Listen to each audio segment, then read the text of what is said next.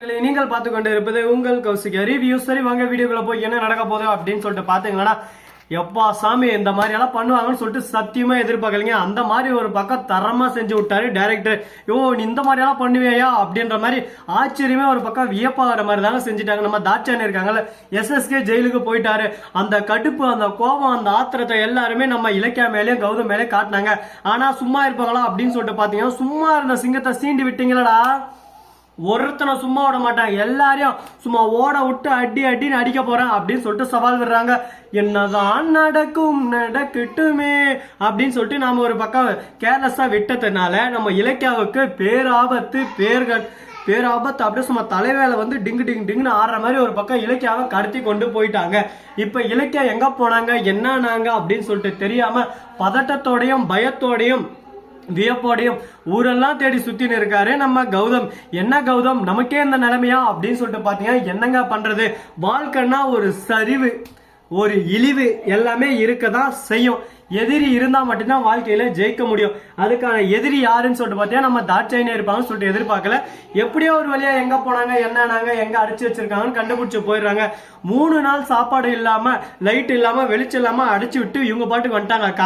காப்பாத்திட்டு போனா போட்டுன்னு சொல்லிட்டு இவர் போய் பார்க்கும்போது மயக்கத்தோடையும் பயத்தோடையும் வியப்போடையும் இருக்காங்க. அப்படியே சும்மா ஆச்சரியத்துல ஐயோ பொண்டாட்டிக்கு என்னாச்சு ஏதாச்சு அப்படின்னு சொல்லிட்டு கௌதம் ஒரு பக்கம் அழ ஆரம்பிச்சாரு. கொஞ்ச நேரம் இருந்து எனக்கு பசிக்குதுன்னு சொல்லிட்டு இலக்கிய அசாத சொல்றாங்க. உடனே அவங்களுக்கு சாப்பாட்டை ஒரு பக்கம் போடே, மறுபக்கம் தூக்கின ஹாஸ்பிட்டலுக்கு ஓடேன்னு ஓடுறாங்க. ஒரு பக்கம் ஹாஸ்பிட்டலுக்கு போயிட்டு தான் எல்லாத்துக்கும் காரணம் தாட்சாயின்னு தான் சொல்றாங்க. அவளை நான் கொல்லாம விட மாட்டேன் இலக்கியா, இப்ப கிளம்புறேன் அப்படின்னு சொல்லிட்டு திரும்ப உடனே பாக்கணுமே, இதெல்லாம் வேணாம், நம்ம பொறுமை கடலினும் பெரிது, பொறுத்தார் பூமி ஆழ்வார் அப்படின்னு சொல்லிட்டு சும்மா சொல்ல, நம்ம பொறுத்திருந்து யாரா இருந்தாலும் சரி நம்மளை அழிக்க பார்த்த எல்லாரையும் ஒரு பக்கம் நம்ம அழிக்கணும், அதுக்கான முயற்சியில நம்ம இறங்கணும் அப்படின்னு சொல்லிட்டு முழுக்க இருக்காங்க. வெற்றி கொடி கட்டு மலைகளை முட்டும் கௌதம் அப்பா அப்படின்னு சொல்லிட்டு தான் நம்ம கௌதம் ஒரு பக்கம் ஆக்ஷன்ல இறங்கிட்டாரு. கௌதமோட அடுத்த மூவ் என்னவா இருக்க போது, என்ன பண்ண போறாரு, அதெல்லாம் எடுக்கக்கூடாது அப்படின்னு சொல்லிட்டு ஒரு பக்கம் சொல்லிவிட, அதே சமயத்துல மறுபக்கம் என்ன நடக்குதுன்னு சொல்லிட்டு பாத்தீங்களானா, இந்த மாதிரி தாங்க எதிரும் புதிருமா ஒரு பக்கம் பிரச்சனையெல்லாம் போயின்னு இருக்கு. சரி இந்த அளவுக்கு பிரச்சனையெல்லாம் வந்துருச்சு, இதுக்கப்புறம் பிரச்சனை வராதுன்னு சொல்லிட்டு என்னங்க கேரண்டி, அதனால கொஞ்சம் பொறுத்திருந்து யார் யார் என்ன பண்றாங்கன்னு சொல்லிட்டு எல்லார பத்தி நம்ம யோசிச்சு கொஞ்சம் சிந்திச்சு செயல்படணும் அப்படின்னு சொல்லிட்டு முடிவு எடுக்கிறாங்க நம்ம இலக்கியா. அது மட்டும் இல்லாம இலக்கியா சொன்ன ஒரு வார்த்தையால் தாங்க கௌதம் இப்ப அமைதியா இருக்காரு. எஸ்எஸ்கே இப்ப ஜெயில இருக்காரு. எஸ்எஸ்கே ஜெயிலே ஒரே அடியா அடைச்சிடணும். அதே சமயத்துல தாட்சாயினி ஜெயில வச்சு செஞ்சு விட்டுறணும். ஏன்னா அவங்க கிட்ட கார்த்தி அஞ்சலி இருக்கா, அஞ்சலிக்கு எதனா ஆயிடும் போது அதை பத்தியும் நம்மளுக்கு கவலை இல்லை. ஆனா கார்த்தி இருக்கான், கார்த்திக்கு எந்த ஒரு பிரச்சனையும் வரக்கூடாது. நாம இப்ப பண்ற ஒவ்வொரு விஷயமும் தாட்சாயினிக்கு எதிரானது, அதனால தாட்சாயினிய வச்சு செய்யலாம் அப்படின்னு சொல்லிட்டு ஒரு முடிவுல இருக்காங்க. இலக்கியா வந்த விஷயம் தாட்சாயினிக்கு தெரிய வருது. எப்படியோ ஒரு வழியா பொழைச்சிட்டாளா, அப்படியே போயிருவான்னு சொல்லிட்டு நினைச்சேன், பொழைச்சிட்டாலே அப்படின்னு சொல்லிட்டு ஃபீல் பண்ண இருக்காங்க. அந்த வார்த்தையினால தாங்க இவங்க இவ்வளவு கொடிகட்டு பறக்கிறாங்க. அந்த பிரச்சனை ஒரு பக்கம் போயின்னு இருக்கு. இதுக்கப்புறம் எந்த பிரச்சனையும் வராதா, வருமா, என்ன நடக்கும் ஏது நடக்கும்னு சொல்லிட்டு தெரியாம குழப்பங்கள் நிறைந்த ஒரு தொடராக தான் இப்போதைக்கு நம்ம மல்லி சீரியல், அதாவது இலக்கிய சீரியல் ரன் ஆகிட்டு இருக்கு. இதுக்கப்புறம் எந்த ஒரு பிரச்சனையும் வராது அப்படின்னு சொல்லிட்டு கேரண்டியோட நம்ம சொல்ல முடியாதுங்க. ஏன்னா எந்த நேரத்துல என்ன நடக்கும்னு சொல்லிட்டு நமக்கு தெரியாது.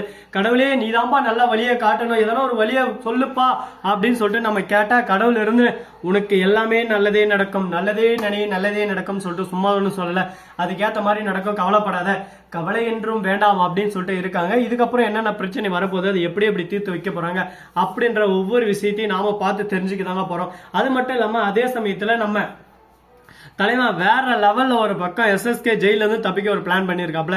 நான் எஸ்எஸ்கே ஜெயில இருந்து நீ தப்பிச்சிருவியா, நீ நான் லோடு லபுகுதாசா அப்படின்னு சொல்லிட்டு கேட்க, தப்பிப்பேன், அதுக்கான நேரம் அதுக்கான காலம் வரும், கண்டிப்பா நான் தப்பிப்பேன், என்னைக்குமே எனக்கு அழிவில்லை, நான் வெற்றிக்கு பிறந்தவன்டா அப்படின்னு சொல்லிட்டு சொல்லிருக்காங்க. வெற்றி நிச்சயம் அப்படின்னு சொல்லிட்டு ஒரு சந்தோஷத்துல இருக்காங்க. கண்டிப்பா அது நிச்சயமா தான் இருக்க போது. என்ன பண்ண போறாங்க ஏது பண்ண போறாங்க அப்படின்ற இன்ட்ரெஸ்டிங்கான ஆர்வமான எக்ஸைட்மெண்ட் விஷயங்கள நாம பார்த்து தெரிஞ்சுக்க போறோம். அது மட்டும் இல்லாம மறுபக்கம் என்ன நடக்குதுன்னு சொல்லிட்டு பாத்தீங்கன்னா, நம்ம வெண்பா இருக்காங்கல்ல, அதாவது நம்ம இலக்கியாவோட தங்கச்சி அஞ்சலி, அவங்களுக்கு சிறந்த ஆப்பு பட்டுன்னு அடிச்சு விடுங்க அஞ்சலியா. ஏன்னு சொல்லிட்டு பாத்தீங்கன்னா, அஞ்சலி பண்ற ஒவ்வொரு விஷயத்தையும் கேடு தயாரித்தனம், முள்ள மாறித்தனம், முடிச்சு வைக்கத்தனம், இந்த மாதிரி எல்லா வேலையும் செஞ்சுன்னு இருக்காங்க.